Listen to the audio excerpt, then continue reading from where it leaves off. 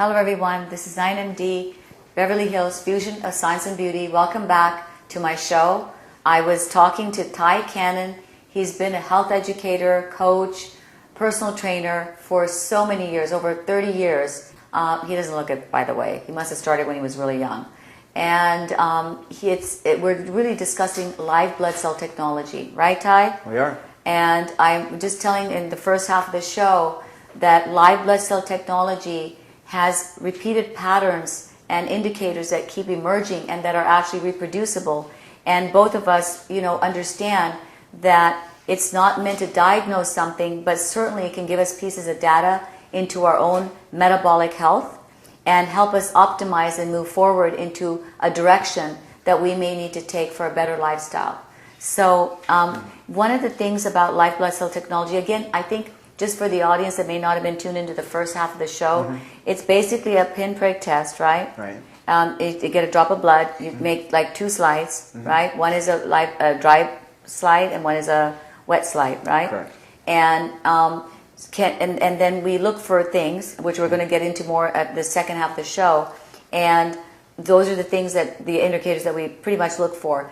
Again, this is done in the right context because you've been doing it for so long. I mean, I consider you as one of the world's best experts because you've done it for so long, and you are the first one to come out and say, "Look, I'm not going to be." You understand that a lot of this live blood cell technology is not being done right. No. It's being done as sort of the quack, supplement. Hey, buy my supplements and watch what happens. That's not at all what I want to emphasize. What we want to emphasize is that this is serious stuff that you can actually, as indicators, get to make a lifestyle change. It's all about lifestyle changes. Exactly. Right? Yeah. And so what are some of the indicators? Like we got touched a little bit about, like you can see fat, for example, circulating. So, and a lot of times you can have that machine too, which tests your cholesterol with the finger stick, right? And sometimes that correlates. Because when you see a lot of the fat circulating and you do that, sometimes the triglycerides or the cholesterol is elevated. Well, yeah, invariably. It's consistent. It's very consistent. It's consistent. I mean, I know that, and I've seen it. And then what about some of the other? Can we discuss a little bit about oxidative stress? Yeah, that's when we're looking at because in anti-aging, this is so important. Just explain to the audience about how free radicals create the oxidative stress. This is one of the theories, right? One of the most significant theories of aging as we age, so to speak. Yeah, free radical damage. It's a byproduct of just extracting energy from cells. I mean, just breathing creates free radical damage, or oxidative stress. We hear that phrase a lot. That's why they're always telling us in the supplement companies we need antioxidants. Yes. And we'll see these patterns when you look at it. And maybe we can post some pictures for people to look at, but you'll actually see these white pools. And these white pools, it looks like empty space, but it's not. It's polymerized protein as a result of free radical damage in the blood. And what we find that's interesting after, these slides, I mean, this like you said, this goes back for a lot of years, and it's we find that these patterns will give clues as to what's causing that damage. Now, again, not diagnostic, but it does tell us things. There's a telltale pattern of that we'll see for adrenal stress. Yeah, and adrenal stress, again, for the audience, it's something that conventional medicine doesn't address because in conventional medicine, it's a black and white thing, right? Either you're under or over. So adrenal stress is usually adrenal insufficiency, which they're going to measure doing a ACTH stimulation test. You may test for Addison's disease, which means that you're not producing, enough cortisol, or you do a 24-hour urine for cortisol and you find it low, or you may have Cushing's, which is an overproduction of cortisol. So in conventional medicine, it's not take into account what dysfunctions or metabolic imbalances, which functional medicine does, anti-aging medicine does, integrative medicine does. So what we look at is saying, well, maybe we're not in either spectrum of this adrenal, imbalance, but there's definitely adrenal stress going on where the adrenals are just like normally you have a circadian pattern, right? Circadian pattern of cortisol production, but the adrenals are not being able to maintain that.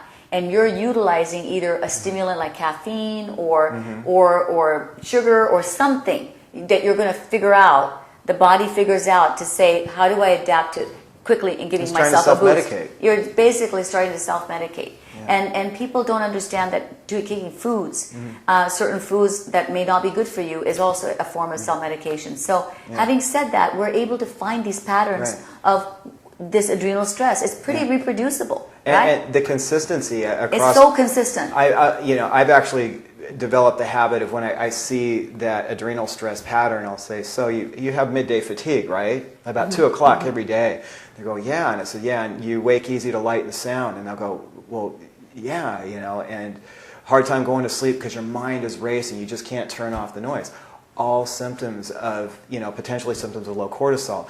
And what this is good for is this, and what I always teach all of my clients is this is going to help you to have a more intelligent conversation with your doctor, whoever you're working with. So you take this information to them, and then they know, we should run a panel, include cortisol, and whatever else they think is called for. Yeah, I think that's good, but sometimes the adrenal stress doesn't even show up there. We actually in integrative medicine use the saliva test, which conventional medicine doesn't sometimes look at. But the point being is if the client can understand that maybe I'm having this, then I can do a lifestyle change where I can start to go to bed a little earlier, or maybe at that 2 o'clock I could take some protein or take a little better diet that might help naturally boost my cortisol levels of reaching for a cup of coffee or sugar or a candy bar or something.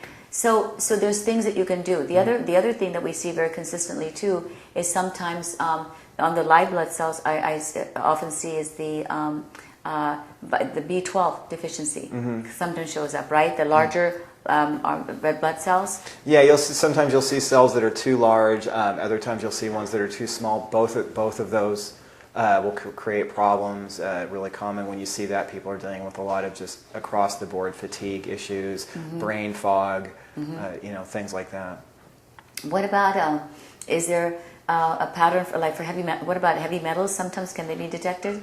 We can't detect specific heavy metals, no, not but what you will see is interesting. Indicator of it's a pattern. It's a pattern. When you prep a slide and as the blood's drying, you'll see these big early on black. I've seen those dark rings, and a lot of times you'll see that. You especially see it in people that that eat a lot of fish. We see it. I notice people that are drinking a lot of tap water. You'll see a lot of it with. Cheap cookware is a real big culprit too. So all of those things will contribute. What is some of the cheap cookware you can? Well, just any of that aluminum cookware. I'm not a fan of Teflon either, but that's not really addressing the metal part. But just the cheap metals that they use leach out a lot of things. There's some nice ceramic cookwares and things that I like, and I like that a lot because it's easy to cook without oil. What about stainless steel? Stainless steel. The ones that I haven't done a lot of research on the stainless steel, that's why we're bringing this up because the aluminum I know is bad, and I know I like the ceramic, so that's just kind of where I landed on that. Yeah. Okay. So okay. That's what all the health experts and everybody always directs me to. Is it ceramics? So, yeah. Okay. We see that, we can see that early on. Again, we can't tell you which heavy metals, but it just tells you they might have had exposure, an indicator. Yeah. The other thing which I've also seen is the sometimes a hormone imbalance, right? It's just the way sometimes things are on a dry blood.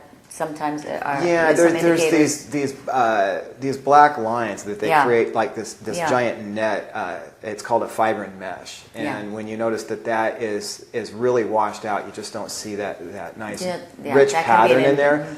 That's an indication of hormone imbalance. Then people go, well, which hormone? They want to know right away. It's the first thing they always say, and it's, I can't tell you that, but it would be a good idea to talk to your doctor about getting a hormone panel ran.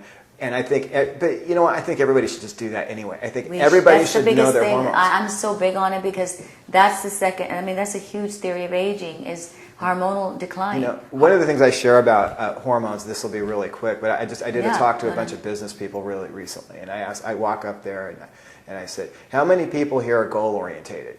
And it's like, you see a couple people do this. And I go, nobody raises their hands because it's a stupid question. Of course you're goal orientated. You're here. So how many people here know what your hormone panels are? No hands go up. And I say, okay, nobody's got their hand up now because you don't have them. And I say, no, you know why that's relevant? and everybody's, waiting for, they don't know where I'm going with this. Right. And I tell them, I can take if you ran hormone panels on everybody in the room, I can go sit in the back and I can look at these panels and I can tell you who is either going to be the most successful people either are or are going to be by looking at that panel. Yeah. And this has been published in tons of magazines. Forbes has done several articles on it. It's reproducible. Yeah. So I think that's so important that you say that, because hormones, definitely hormonal decline is linked to neurotransmitter functioning. And so in neurotransmitter we have to get up and go, like dopamine, the norepinephrine, ability to focus. Then we also have the chilling out neurotransmitters like serotonin and GABA. And the hormones affect that. And it's just a sort of an association. And that is so important to have that in balance. And that's the number. Once hormones start declining, cholesterol is a starting point of all the hormones. Cholesterol will go up. So many other things start happening. And you have two anabolic hormones, which is or two or three, which is your, first of all, is your testosterone, your thyroid, and the growth hormone. Well, we don't do growth hormone we don't give growth hormone in this country. It's a controlled substance, by the way. So is testosterone, and so is and then the thyroid. We sometimes pick up thyroid dysfunctions. The point I'm trying to make is there's natural ways to increase your hormones. So if you have an indicator again of something perhaps metabolically wrong, then you can again make a lifestyle change and a diet change to help. Because we talk all the time about certain nutrigenomic or certain nutrients that can help restore our hormone balance. Yeah. And that's why the education part of this is so important, is because when we talk about hormones, most people it's a scary topic for most people, and most people automatically assume that these things are too complicated and they can't or they're going to cause cancer if they go on hormones, or if they look at it. I look at it because if we go on hormones, they're going to cause cancer. And and that's why I encourage people to go through this process, work with someone like yourself, because they can understand the basics of how this is working in their system. And as you understand your own body, you will start making better decisions, and you'll just start, because everybody goes around there wondering, I don't know why I just don't do it. I don't know why I just don't do it. And a lot of times it's just as simple as a little bit of hormone imbalance, just to get that little bit of drive, that feeling to make them want to go to the gym, that, cleaning up the diet a little bit, understanding that going to Carl's Jr. and eating that burger is the thing that's creating that brain fog and making them not want to do anything. And most people are completely disconnected with this. Yeah, and have you seen people who have actually taken a hamburger or something and then looked in the blood, and you can see the fats. Oh, it's huge. I want you to tell that story. Can you tell that story? What's funny is when we sit down and I ask people, what's your diet like? And they're, oh, my diet's pretty good. That's what most people say. Yeah. And then we get down and start getting slides together, and I go, so what'd you eat today? Oh, today's not a good day. Yeah. One of the most common things I hear, half the time you hear that. Today's never a good day. It's not a good example. And the fact is, usually today is a perfect example. So, listen, how do people look you up, and what's a website, and how can they, find out more about live blood? I know I do it, but what about you? How do they? They can find me at tycannon.com. Yeah. Go to tycannon.com, you guys, because he's really an expert on live blood cell technology. That's why I brought him on the show. I'm so glad you were able to come. The show's over already. And, that went quick. So, but I think it's such a new concept, and you do it so well. You've done it for so many years, and that you're an expert on this, and people just didn't know about it. So to clear some of the myths today, and to understand that there is something alongside coaching, lifestyle management, and health educating that we can use this tool, I think is fabulous. So thank you for being on my show, and I'll look forward to having you on again. This has been Naina MD, right here in Beverly Hills, Fusion of Science and Beauty, and we'll be back next week with another great show.